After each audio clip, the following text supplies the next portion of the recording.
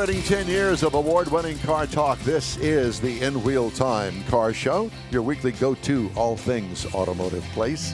Coming up, this week's events calendar. Conrad has This Week in Auto History, and we'll get you updated on the stories making news this week. Yeah. Howdy, along with Mike out of this world Mars. And clearly his brain has been out of this world. Uh-oh. What are you trying to say? His brain was back on the 9th. Yeah, we left it behind. Apparently. Yeah. Well, it's in his behind. In his mind. What mind? Along with King Conrad DeLong, we need more Jeff Zekin. I'm Don Armstrong. Glad that you could join us here on this Saturday. That so far has been a pretty good Saturday up to this point. So there we go. We've reached We've reached game 2 of the playoffs. We're done.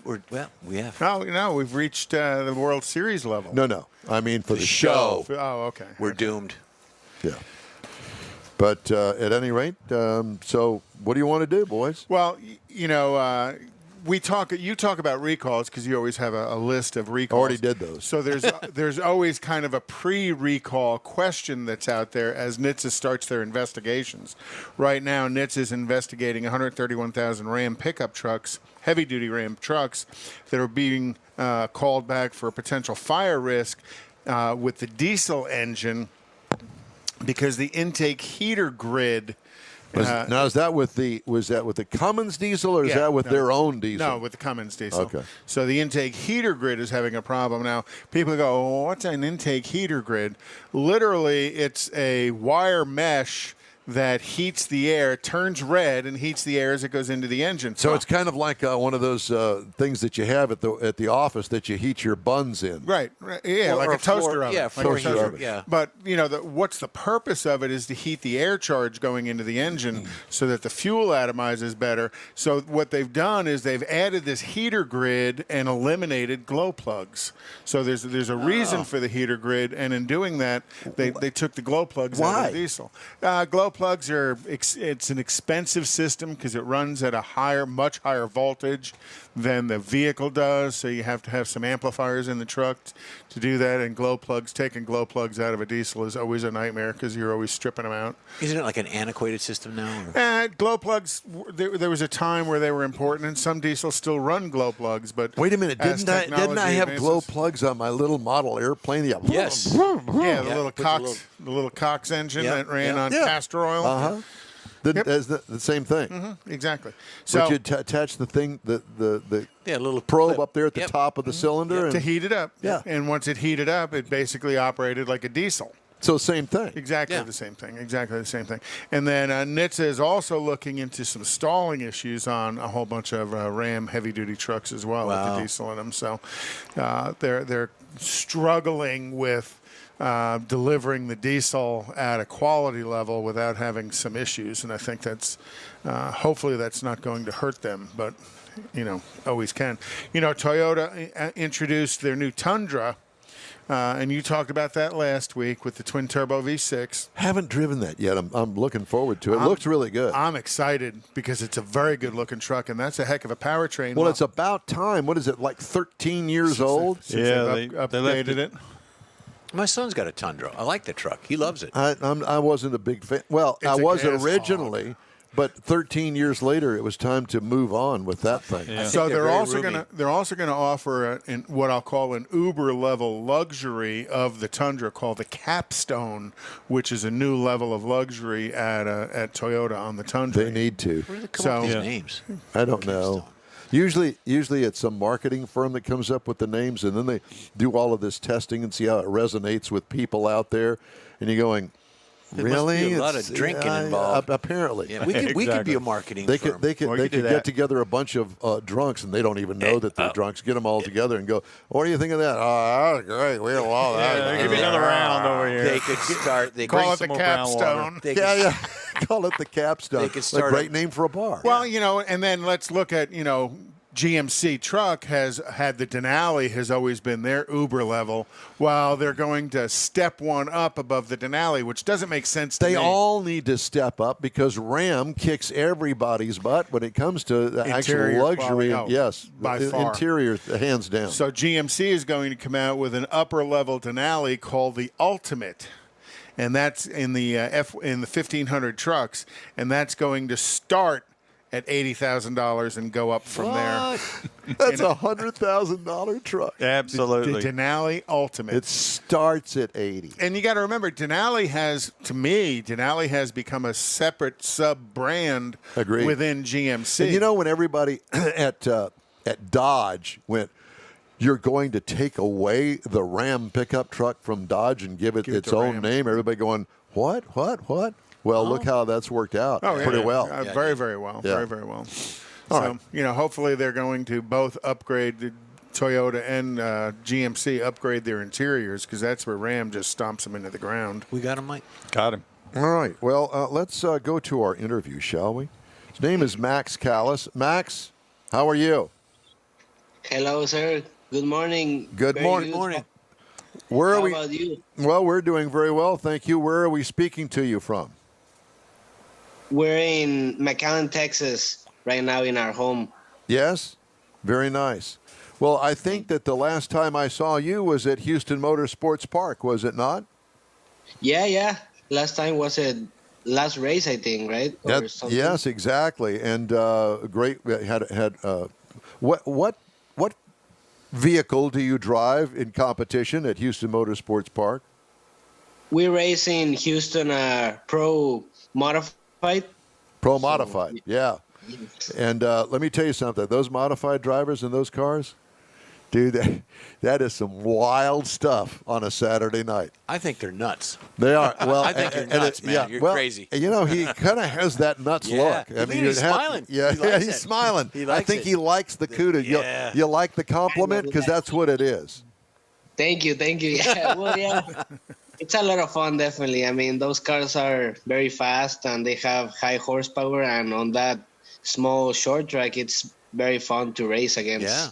Got a little pushing around going there while you're racing. Listen, huh? these guys are so serious. I saw, this was not this past year, but the year before, a couple of drivers got into it, and they were ugly with one another. Mm-hmm. And the passion seems to go throughout the field in that particular class. I don't know what it is. Maybe it's just because that there's not as many of those as there are, like, for instance, the pro trucks that they race out there. But there is a certain angst, some sort of a thing. Je ne sais quoi.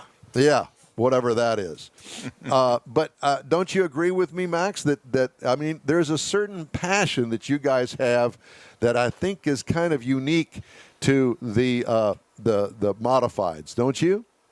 Yes, for sure. I think it's mostly because these kind of cars, as you've seen it, they are open wheel, so it's not the same to race these kind of cars comparing to the pro trucks that actually have fenders. Yeah. So you can play around a little bit more against each other. And on these cars, you have to have so much respect for the other, because if you do a wrong move, I mean, it can be ugly, as you can see. Yes. And is your class pretty much the fastest on the track at this point? Yes, I think so. I think we're the fastest, and the Outlaws too. Sometimes they're kind of the same, but most of the races, yes, we're the fastest guys. We're around half a second faster than a pro truck on a 15-second lap racetrack. So it's a lot of 15-second lap. Yeah, they are. Absolutely. And what kind of powertrain do you run?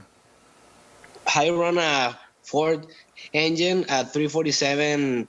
It's a 302 stroked to a 347, and it's sealed actually. So it's what we call a crate motor, and then we have the other option that is the open engine that you can put pretty much wherever you want. You have to raise 100 pounds heavier, but you can have 200 horsepower more. But I think on this, at least on this racetrack, for me, it has worked out more the smaller engine, because you spin the tires less, Yeah. so you can run faster on average on a long run. Yeah, with than lesser on a big horsepower engine. in the track size. Yeah, absolutely. And how long will an engine last as far as the season goes? Will an engine go the whole season for you?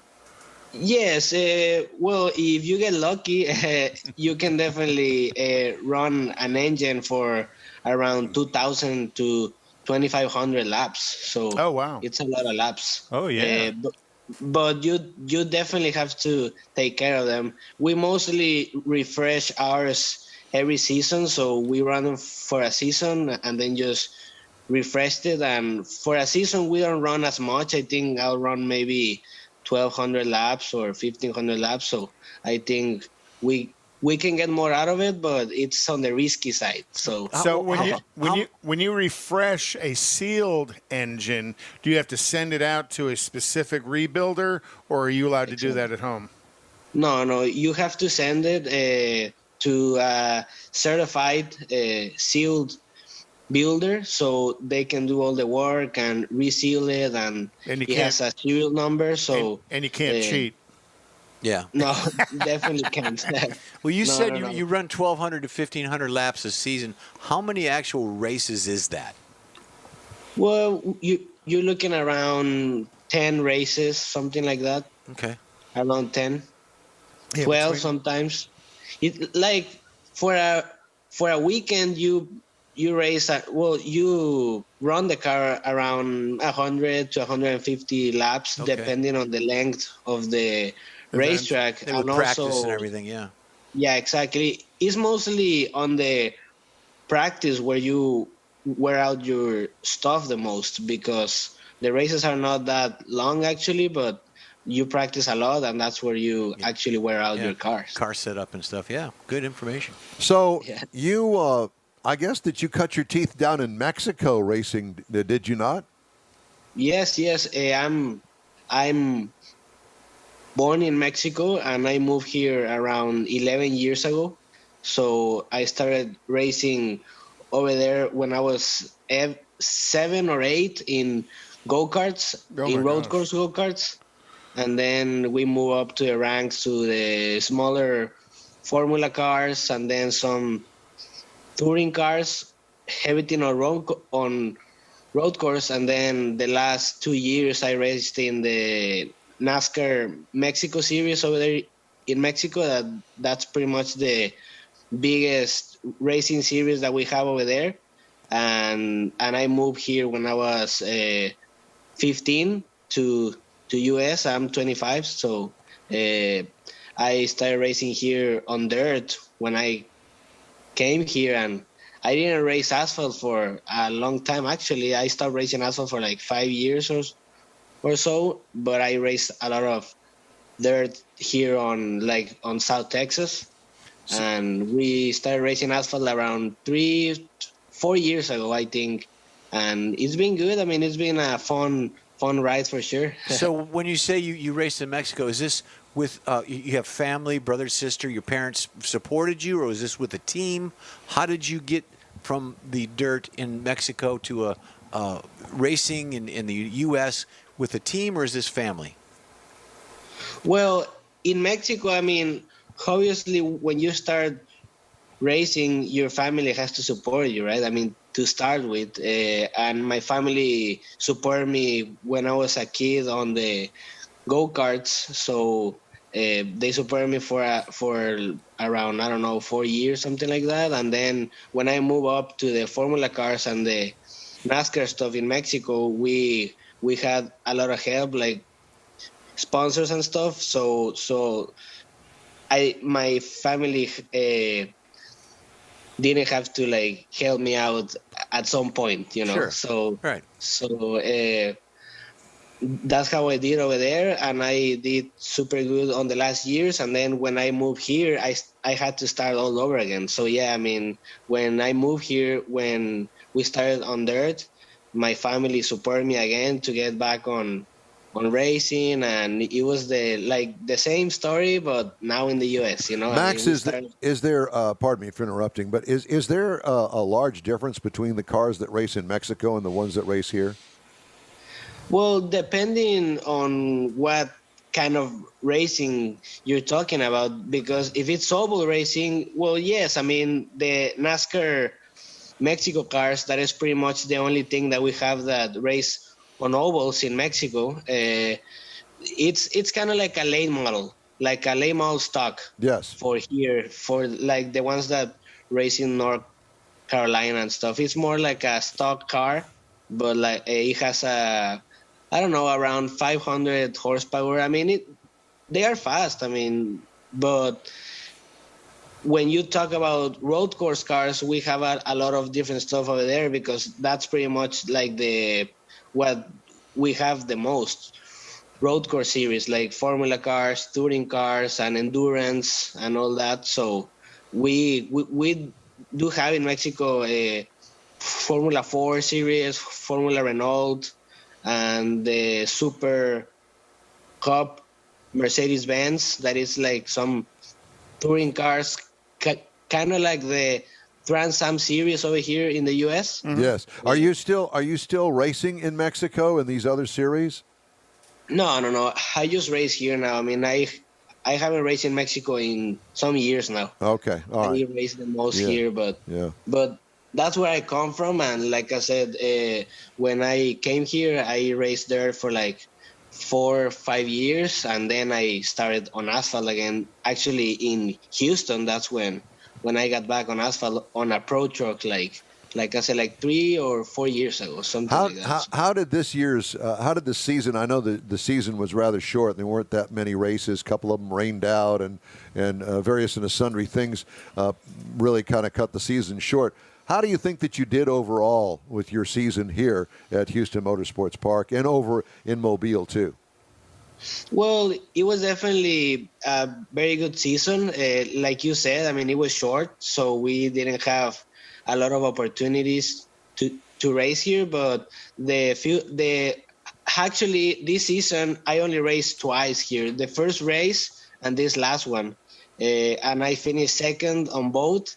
The first one, I got on a racing deal, and I got spun out, and I started on the back, and I went up to second, and we finished second. And then, like I said, on the middle of the season, I didn't race because I got injured in Mobile on a modified, actually. So I broke my arm. I hurt my elbow, so I stopped racing for like two months. So you were the driver that had the drive shaft break on the car. That's me. Yes. That was a scary deal. I went over there and helped Rodney call that race, and we noticed that the car just kind of stopped on the backstretch.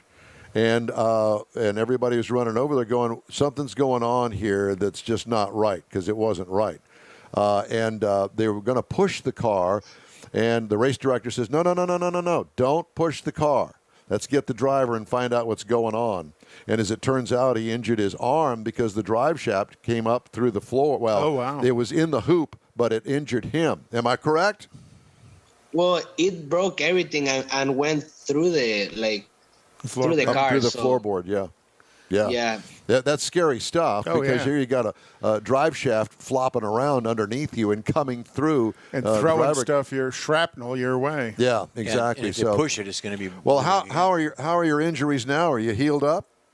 Yes. I mean, I think I'm good. I mean, sometimes it hurts a little bit when I do a lot of work, but no, I mean, it's good. I mean, it could be much worse than what it was. Yeah. I think that got very lucky, because the way it hit my arm, it didn't really damage it as much as it could. Yes. So exactly. I think that we got lucky, and I mean, we got back to racing, like I said, like 2 months after that, and went to Mobile to race a Pro Late model, and we finished second on that one. Very nice. It hurt a little bit. Honestly, I think I wasn't ready for that one, but yeah, 2 months is a little short turnaround time. Yeah. So, what are you looking forward to for next year? Well, obviously the season in Houston and in Mobile, even myself as a driver and our development team. So I think that we're we are on a good direction, and hopefully next year we can get some wins. And I think we'll race some late models like we always do, like the super late model at Speed Weeks in Florida at the beginning of the year, and just hit some of the bigger races that they have out of state. And like I said, just race as much as we can. Well, good. Well, we look forward to seeing your progress, and hopefully you'll win the championship next year, and we wish you the best of luck. It's great talking to you. Great getting caught up. Thank you for all the information, and we hope to talk to you again soon. Thank you very much. And like I said, thank you for the opportunity. I'm very happy to be here, and I hope to talk to you soon. And like I said, we'll still be working hard to get good results. And I just want to thank everybody that makes this possible. Advanced Auto Parts for all the work that they do with Gina Child Knows to get the racetrack going and everything. I mean, I think that next year will be definitely better than this one. Well, we look forward to seeing you perform next year. All right, thanks, Max Callis. Great to talk to you again. Thanks. All right, time now for This Week in Auto History. And Conrad always has that. I hope that all of the slides are in order.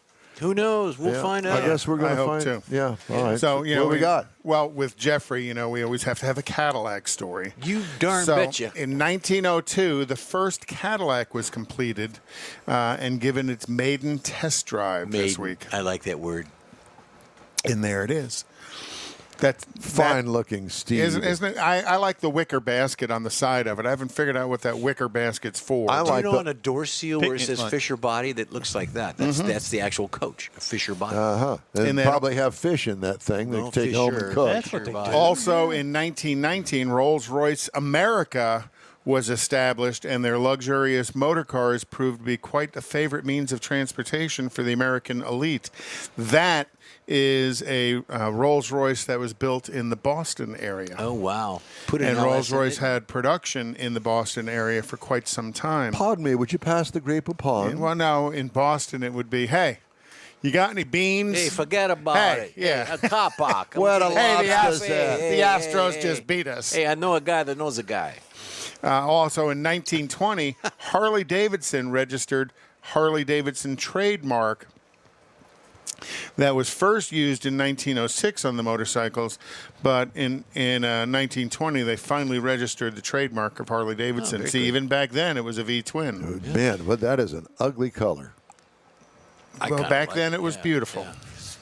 So And I I'm don't sure think that's so. a That's $100,000 bike. I'm sorry. Well, not today. All right, let's move on. And then in 1951, Look at that thing. as Hudson launched its new mono-built body. So Hudsons were what today we call unibody, but they were the first to market with this as a unibody. So they had a subframe in the front and a subframe in the rear and a unibody. Can I tell you my Hudson story? Please. Okay, just pause it right there. Pause. So, We are men of pause.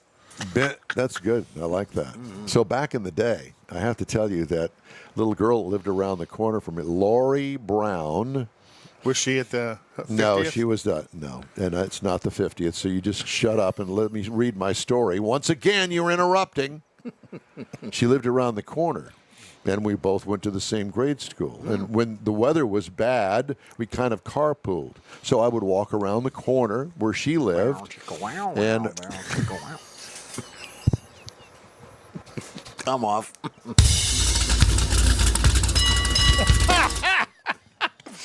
Hello. can I tell my story Yes, now? absolutely. You carpooled and you came around the corner. Yes, and her mother had a Hudson Hornet. Oh, cool. I was so embarrassed to ride in that car. That was, in my mind, back then, and I was in grade school, 6, 7 years old. I thought that was probably the ugliest car I had ever seen in my entire life. I was doing remembered it to this Car day. reviews when he was a kid. Inline 6, God, it was so ugly, and though. it was a NASCAR champion year after Sir, year. it was just this round, bug-looking thing that was ugly. Anyway, go ahead. So that's the end of the story. They released the unibody design, and they called it the step-down design because with the unibody, you didn't have to step up over the frame, so the cars were much lower to the ground than traditional cars back in the day. So it was the stepchild of the brand. And then in 1958, Chevrolet introduced the El Camino. Yay. And the El Camino was kind of a sedan pickup truck thing. That's cool. And I loved them. That's cool. Now, that version of the El Camino, they only built for 2 years, 59 and 60. Thank God. And that was based off of the Bel Air. I believe it was the Bel Air body. It might have been Impala, but I think it was the Bel Air body. And then the El Camino went away and then was reintroduced in 1964 off of the Chevelle platform. In 1970, at the Bonneville Salt Flats, American Gary Gabelich attained 361 miles an hour average speed in the Blue Flame, which was just a solid rocket fuel rocket and wheels attached to it and just point and hold on tight. Gabelich, that's one of your people, isn't it? Gabelich? No, it would be Gabelich? Gabelichski if it was one of his. Yeah. Oh, okay.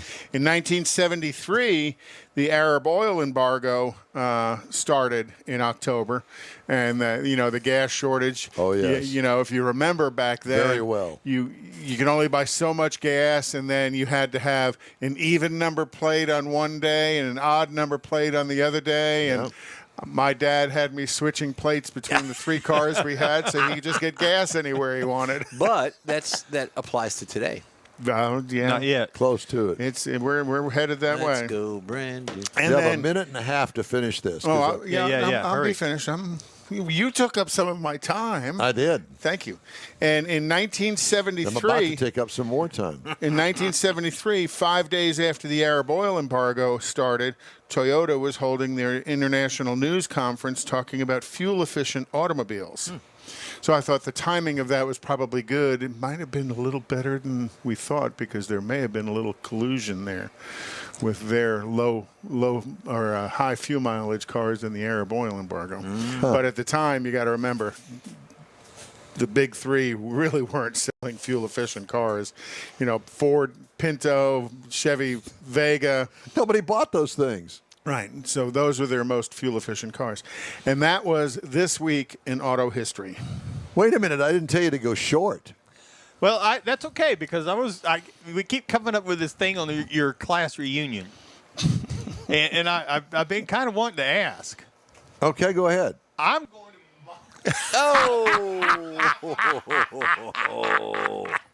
What? Dun, dun, Did you say something? See, I have the pleasure of controlling all of the audio over here, so I can just cut them right off. The mix master. So when the audio goes wacky, it's always Don's fault. It's always when anything goes wacky, it's Going always wacky. Don's Well, fault. that's Mars's fault. What is the question again? I'm going to my 50th class reunion tonight, and I'm kind of wondering, since you're so much older than me, how you were going to your 50th is where I was getting. I couldn't make the math add up. Well, because you got to remember with Don, the fourth grade was the hardest 7 years of his life. Ah, okay. Now I got it. You got it now? Yeah, I got it now. Okay. Now, if you'd like to be graded on all of this, please, next weekend we'll be more than happy to grade you on your performance. And George Skelton says Lori currently lives in Boston with her oldest son, Hudson. Oh, God. All right. That's it for this hour of the Thanks, In Real George. Time Car Show. We'll be right back after these brief messages from your local sponsor. Whether you own a newer car or want to keep your older one humming along for a while longer, think of Bayway Chrysler Dodge Jeep Ram, Bayway Chevy, and Bayway Lincoln to keep things in tip-top shape. From oil changes to major repairs, you can depend on the highly skilled service pros at Bayway Chrysler Dodge Jeep Ram, Bayway Chevrolet, and Bayway Lincoln to perform fast, efficient service to keep your investment running strong. For all your service needs, remember Bayway. Schedule your next appointment online anytime. Bayway, keeping it original. Tailpipes and Tacos, Houston's premier monthly cruise-in, will return Saturday, December 18th to the Loopy Tortilla Tex-Mex in Katy. Tailpipes and Tacos wants to thank all of the participants and fans who've enjoyed the collector cars, hot rods, customs, originals, and resto mods, and everything in between. We'll be taking a break for Thanksgiving and Autorama, but we'll be back for a great Christmas cruise-in on December 18th, so make plans now. You know that Tailpipes and Tacos is the Houston area's coolest cruise-in, a place you'll see friends, family, and the finest cruise-in cars in the Houston area. It all happens at the Loopy Tortilla Tex-Mex in Katy on the Grand Parkway at Kingsland Boulevard, just south of I-10. Get your ride ready for a very special Christmas cruise-in, Loopy style. It's Tailpipes and Tacos, Saturday, December 18th. The In-Wheel Time Car Talk Show will be there too. Let's celebrate the Christmas season together at the next Tailpipes and Tacos on December 18th. We'll see you then, weather permitting. Gulf Coast Auto Shield has moved to a more convenient location. Now you can visit John Gray and his staff of dedicated professionals at their new shop on the South Sam Houston Parkway between Belford and Airport in Southwest Houston. Gulf Coast Auto Shield is the best at paint correction and ceramic coatings. Clear bras and custom wraps are specialties that only Gulf Coast Auto Shield installs with award-winning accuracy, and all their services come with a warranty. Lamborghini, Aston Martin, Porsche, and Ferrari owners depend on Gulf Coast Auto Shield for their specialty services, and you should too. The In-Wheel Time Corvette and Cutlass have both been massaged by Gulf Coast Auto Shield, so isn't it time your vehicle visit their new shop in Southwest Houston? Call John Gray today at 832-930-5655 or visit online at gcautoshield.com. That's gcautoshield.com. Paint, coatings, wraps, and more at gcautoshield.com.